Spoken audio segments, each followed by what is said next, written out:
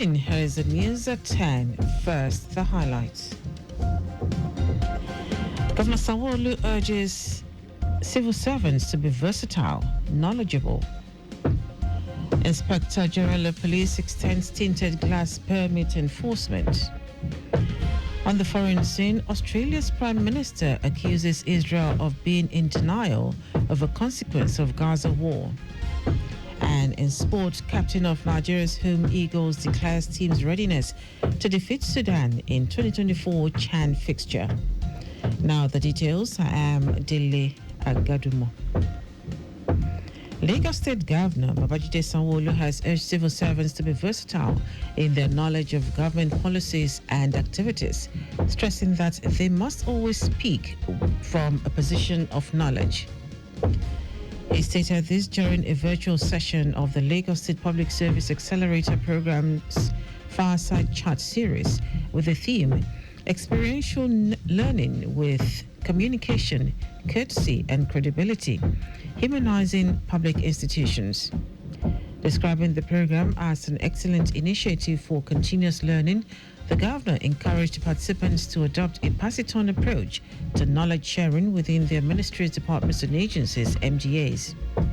He noted that there was nothing better than sustained learning for personal and professional growth, and called on participants to remain dedicated, stay the course, build relevant skills, and interact productively with colleagues. Governor Sanwo-Olu expressed confidence that the platform would endure and become a fixture in the state's public service system, with the pioneering set laying the foundation for its growth. Earlier, Commissioner for Establishments and Training, Afolabi Ayotayo, explained that the Public Service Accelerator Program was designed to equip officers with leadership and interpersonal skills that would enable them to resolve conflicts and influence positive change. Lagos State Council for Arts and Culture, LSCAC, has hosted its annual Indigenous Traditional Competition in fulfillment of its mandate to promote, preserve, and propagate the rich cultural heritage of the state.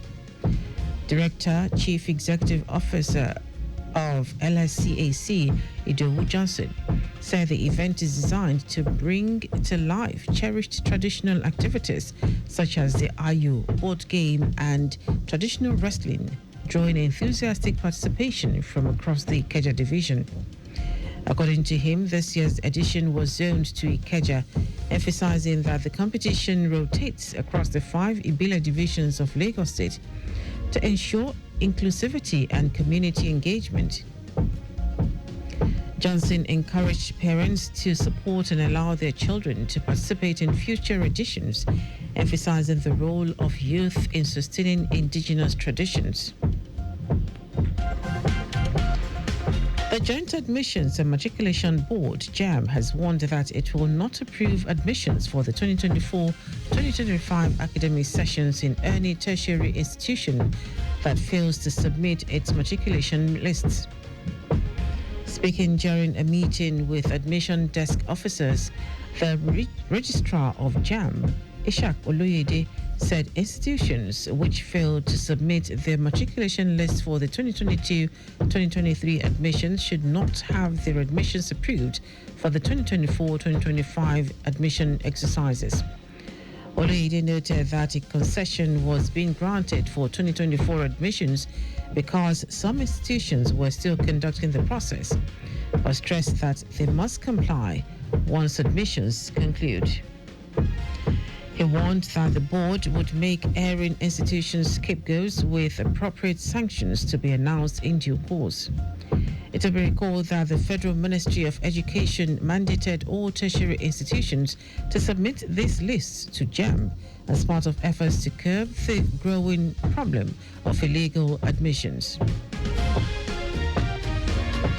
The Federal Airports Authority of Nigeria, FAN, has expressed deep concern over the increasing cases of unruly passenger behavior at the nation's airports, warning that such acts will no longer be tolerated and will attract tough sanctions under existing aviation laws and regulations.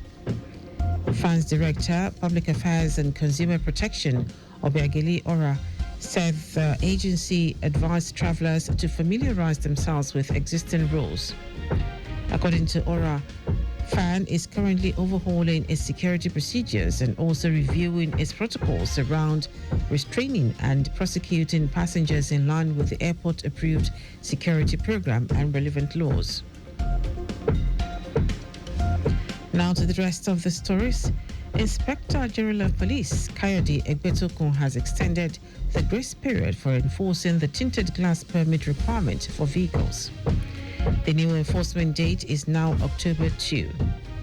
According to the Force Public Relations Officer Olumuyiwa Adejobi, the decision follows a surge in applications through the official portal, which is said reflects increased public compliance.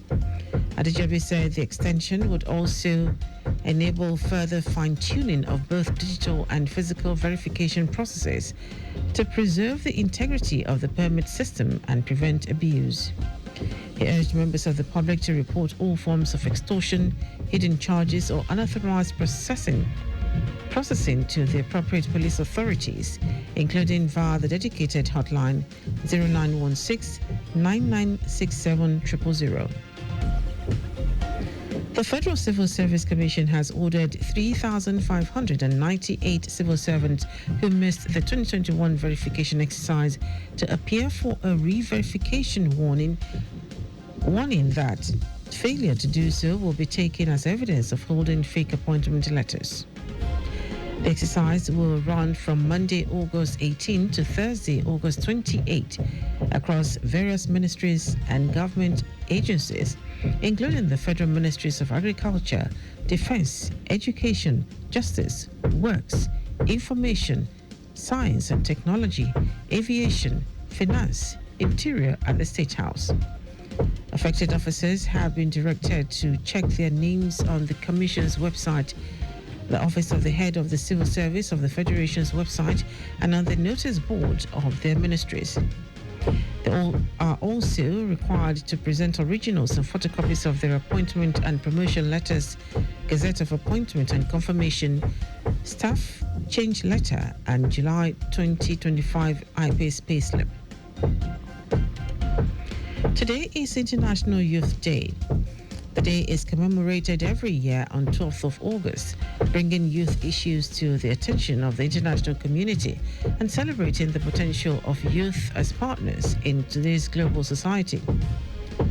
The idea for International Youth Day was proposed in 1991 by the young people who were gathered in Vienna, Austria, for the first session of the World Youth Forum of the United Nations System.